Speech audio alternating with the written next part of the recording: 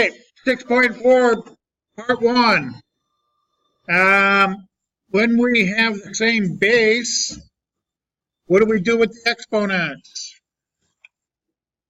That's right, we add them. Numbers, we multiply the constant. So we got 9 times 5 times 2. Then we have our x's. We have x to the negative 2/3, x squared, and then we have our y's. Let's see, we have y to the negative 5th and y to the 3/5. Okay, let's use our calculators because I don't want to make mistakes with fractions. This you could probably do.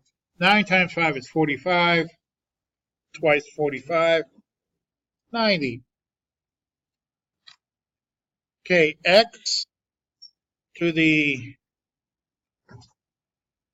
negative 2/3. Let's see, negative 2 divided by 3 plus 2. Enter. Oh, that's kind of bright, isn't it? Is that better? Negative 2/3 plus 2. Enter. Hit math. Enter. Enter. And I have 4/3.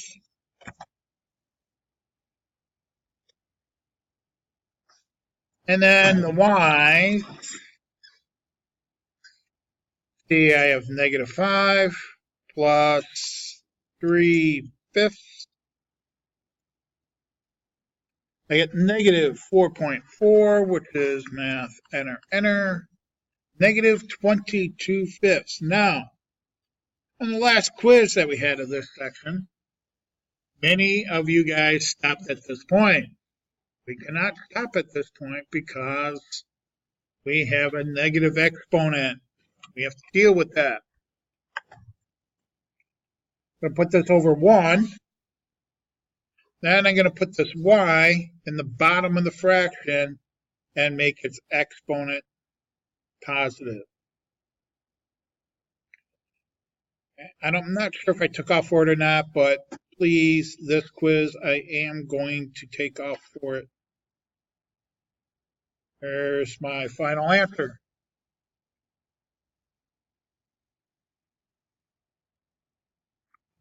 Okay, number 2. Number 2, I have a rational exponent outside parentheses, so I'm going to have to distribute to each exponent inside the parentheses. Nothing I'm going to do with that x to the negative half yet. Going to bring it down next to the negative 1/2. Okay, x to the 3 times 5/2 again. If you're rusty on your fractions, use your calculators.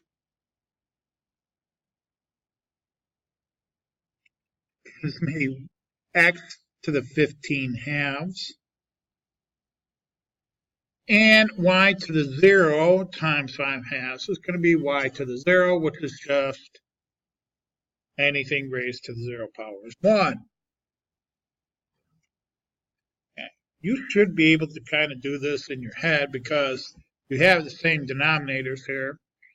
So 15/2 minus 1/2 leaves you 14/2. And 14 divided by 2 is 7. Was that you that was coughing? You sick? We might have to isolate you. I don't like to. Just sore throat. Just cold. I'll let it slide this time. All right, number 3. Let's see, we've got a fraction here. Instead of adding the exponents, we're going to be doing what? That's right, subtracting. Let's look at our fraction.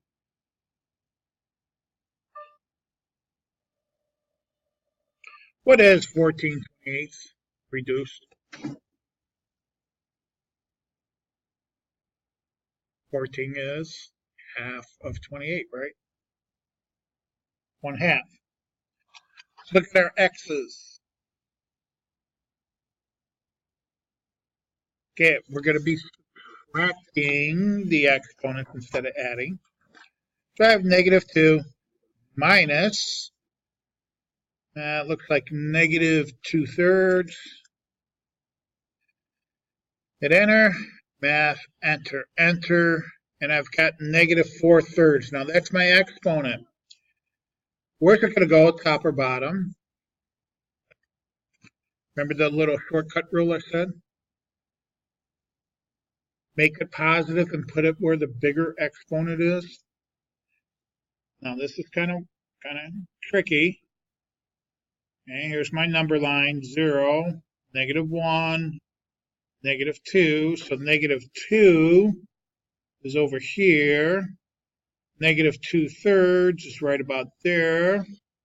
Actually, -2/3 is bigger than -2. Okay, so we're going to put this on the bottom. X, we're going to change it to +4/3.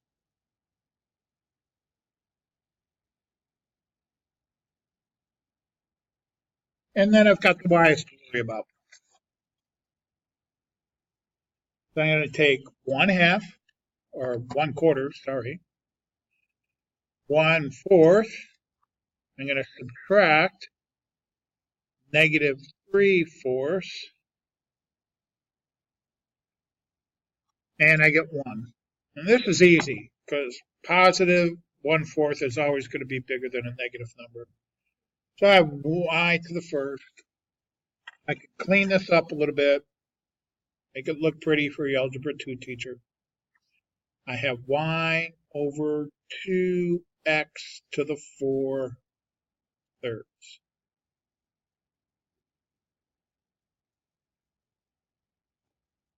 Questions, comments, concerns? These are actually pretty hard. It's not easy stuff. Okay, number 4, I have 2 sets of parentheses. So let's start on the innermost parentheses. I have a rational exponent that I'm going to have to distribute over the parentheses. Okay, that x to the 0, 0 times 1/2, I'm always going to get 0, right? Even when I distribute it to the outermost one, I'm going to get x to the 0, which is nothing more than just the number 1. Okay, my y. I have y to the -3/5 times 1/2. Again, your calculators if you're rusty on fractions. So I'm going to get -3/10, but I'm still raising that to the power of 2. So I have to distribute that 2, and I get, let's see, the one I'm going to drop, I can drop it. I get y to the -6/10. Please don't leave your answers with negative exponents. Put it over 1. Flip it, 1 over y, and actually I can reduce 6/10, right? 2, 3, 6.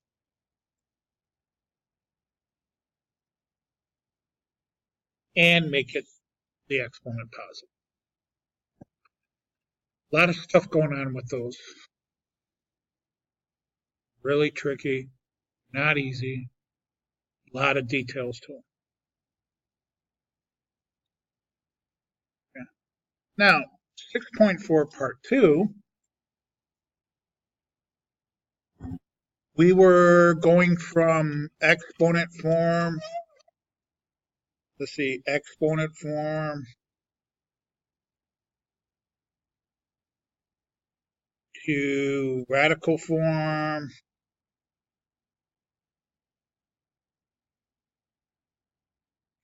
and vice versa, right? Going back and forth. Now, exponent form. Got my base, and that was raised to my exponent divided by the root. Radical form, well, I need a radical. I have my base raised to the exponent, and here's my root, was always in the radical. Now, if I didn't have a number there, the root was 2. If I didn't have a number for the exponent, it was 1. A lot of you kind of, other than that, made that little mistake. Other than that, though, you guys did pretty good on number 5 on the last quiz. We're in radical form.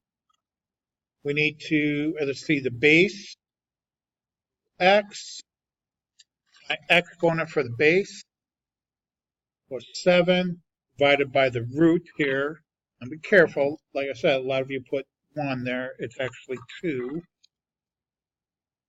So I have x to the 7 halves.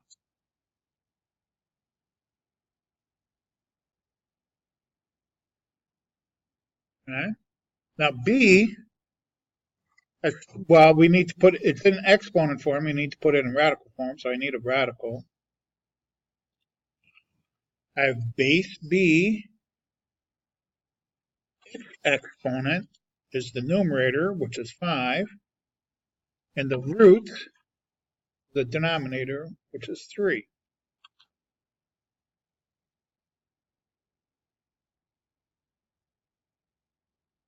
So for the most part, you guys did pretty well on that.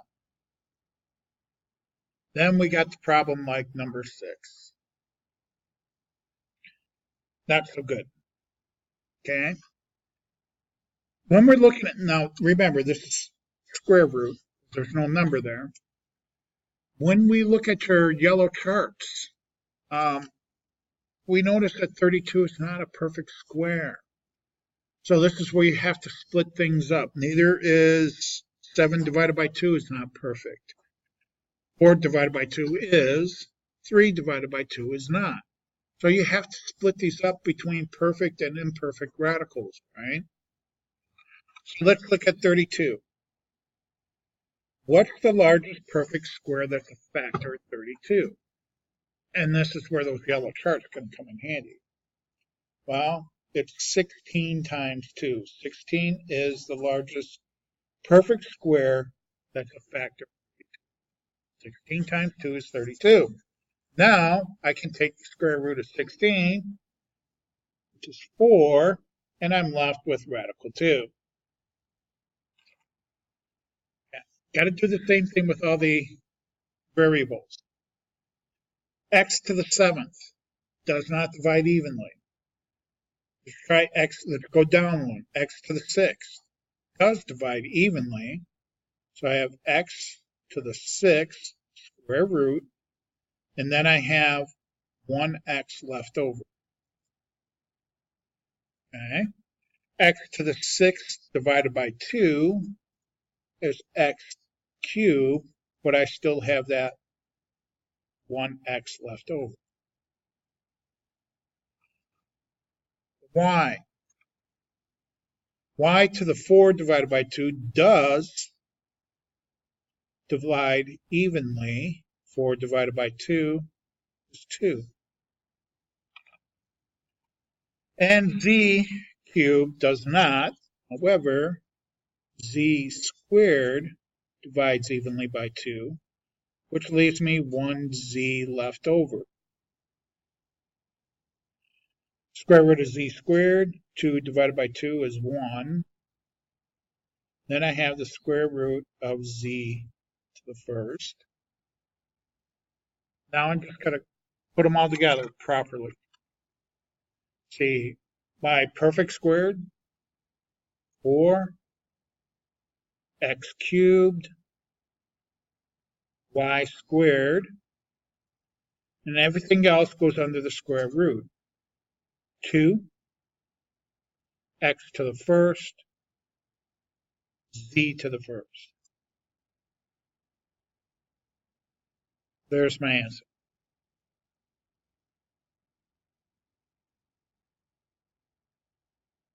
Not easy.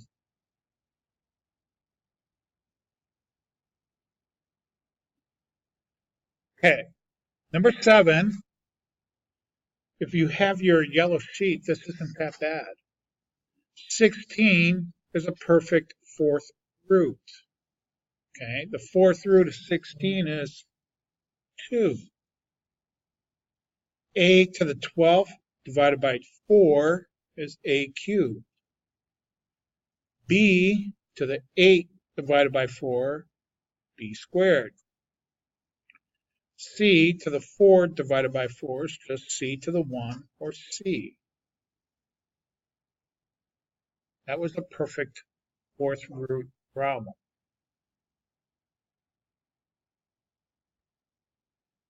Questions.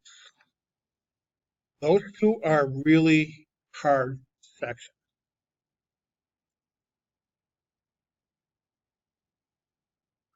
There's a lot of detail to them, right? Ready for factoring? Now that I've decided to do on these parts? Yes, JJ. Huh? Huh? You don't know? You don't know what? You don't know what? What? Yeah, it's an algebra thing. Are you completely confused? First two sections? Well, I'm actually making a video of this so you can watch it, at home tonight. All right, let's do factoring. Now that you got your factoring charts in front of you, what's the first thing I do on your factoring flowcharts? Going to take out any common factors. Let's look at the number, 2, 16, and 40. Can I divide those evenly by a number? Why, yes, I can undistribute a 2. 2x squared divided by 2, x squared.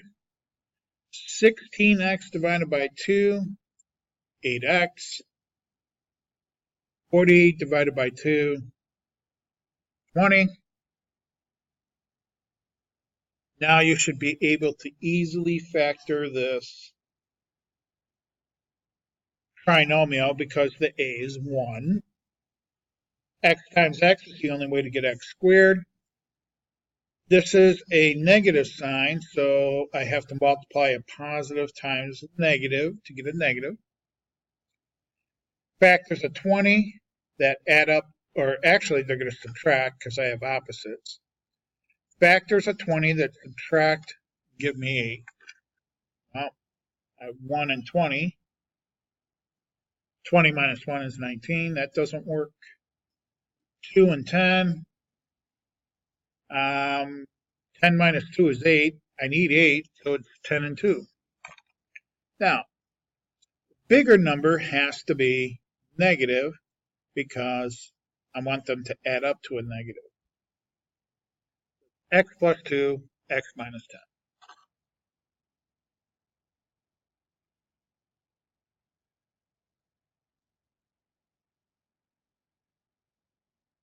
Number 8. Number 9. Can I take out a factor? Why, yes, Mr. D, of course you can. You can take out an 8. That leaves me with x squared, 72 divided by 8, 9. You should realize that 9 is what? A perfect square. It's 3 squared. Now, remember I told you there really is one formula that you should remember. That's the difference of squares. A squared minus b squared equals a plus b, a minus b. In this problem, my a is the base x, My b is the base 3. So my answer here, a plus b, x plus 3, and a minus b, x minus.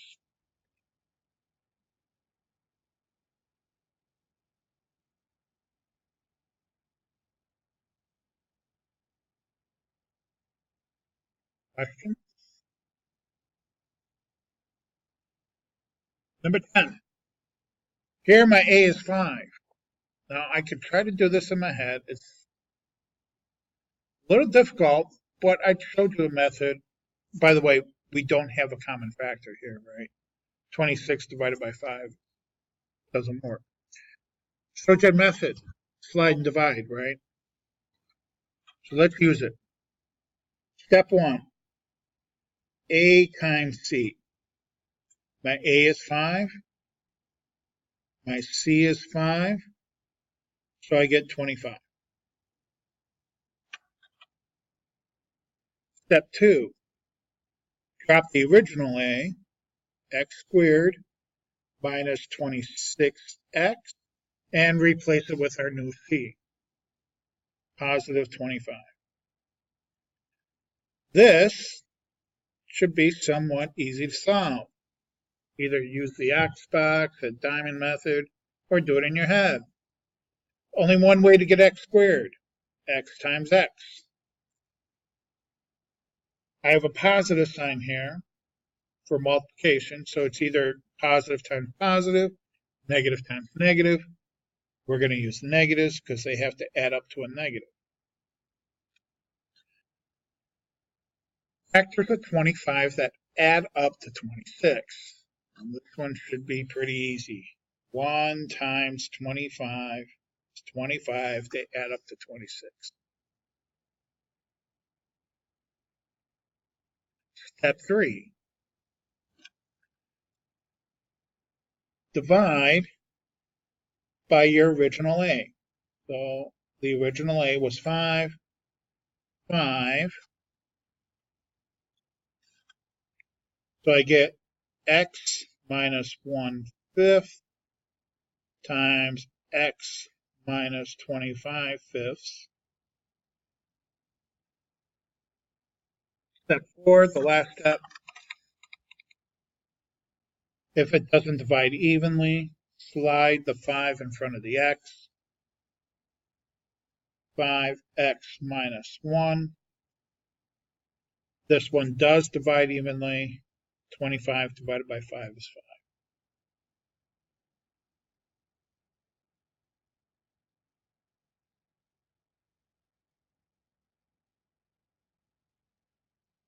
Number 11. Is there a common factor? Why, yes, Mr. D, there's a 4. 4x squared divided by 4 is x squared. 24 divided by 4 is 6. 36 divided by 4 is 9. This should be pretty easy to factor. Have my 4. X times x is x squared.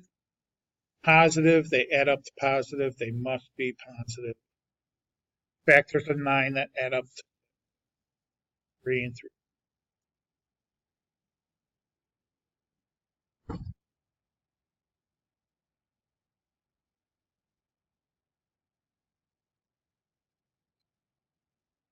Okay.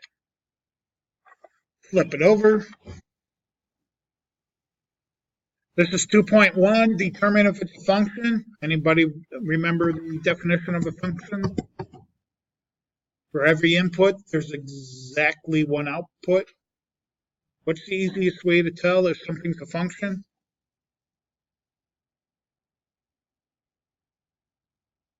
Suppose I have the point that says choose a set of points. I'm going to choose 0, 1, 2, 2, 2, 3. Remember I told you guys, if you have the repeating x's, it's not a function. So my points 0, 1, 2, 2, and 2, 3 is not a function because of the repeating 2. Repeating x values. What's the domain of my set that I picked? Well, they're my x values. It's the set 0 and 2.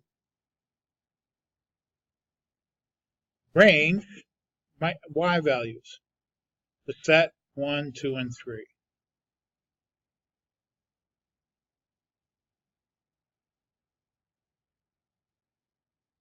Now it's telling me, now that I created not a function, they're telling me to create a function. Easiest function to create, make a line. Oh, it doesn't really matter. There we go. The only line that's not a function is a vertical line. It doesn't pass the vertical line test. What's my domain of my now created function? -3 and 4. Range, -2 is the smallest, 3 is the largest. There you go.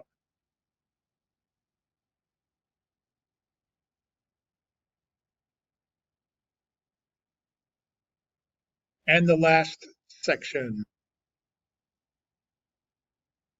Yes, describe how the graph of each function is related to the graph of h of x equals absolute value of x. They could have just said, what's the transformations? For this question down here, you're going to need the formula. X minus h plus k. A is the slope. The vertex is hk.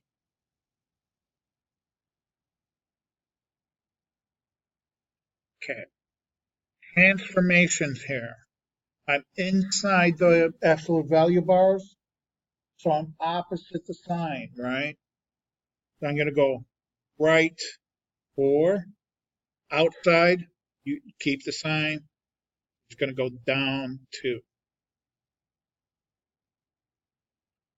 Negative sign in front flips it or reflects it. The A is greater than 1, so it's going to make it narrower, stretches it, skinnier, whatever you want to use. Nothing inside the absolute value bars. Outside, follow the sign, up 5.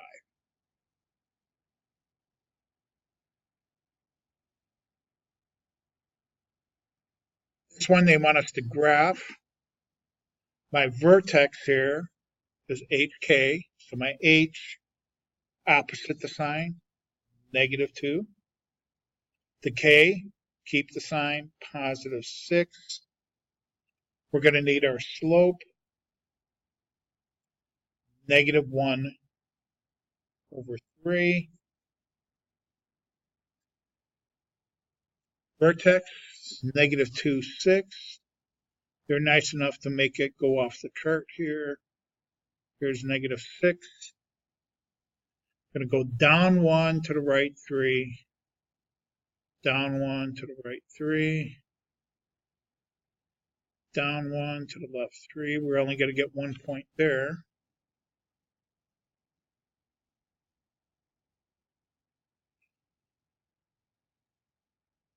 So there's my graph, the absolute value.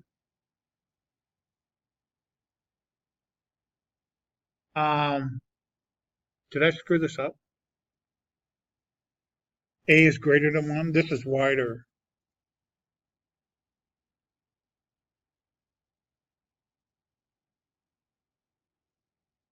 Wider. Oh, never mind. No, I did it right. We're doing this one. The fraction in between 0 and 1. I was right. My domain for all absolute values, negative infinity, positive infinity, for this score. The range, my smallest y value, negative infinity. And my k is 6.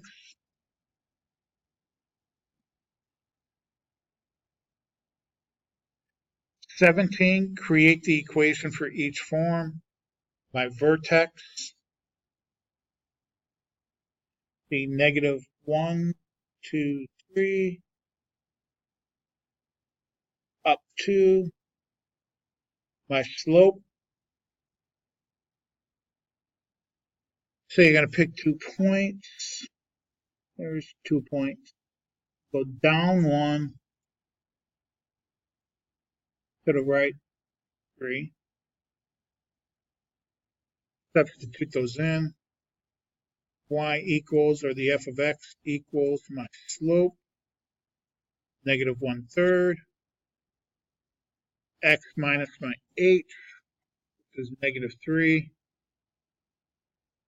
plus k, which is plus 2.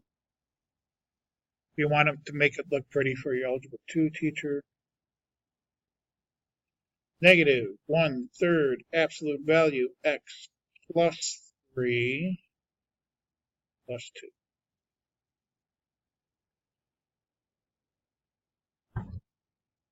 Questions, comments, concerns? Are you all ready for the quiz tomorrow? Experts? Peg? All A's? I don't even need a red pen tomorrow. Guaranteed.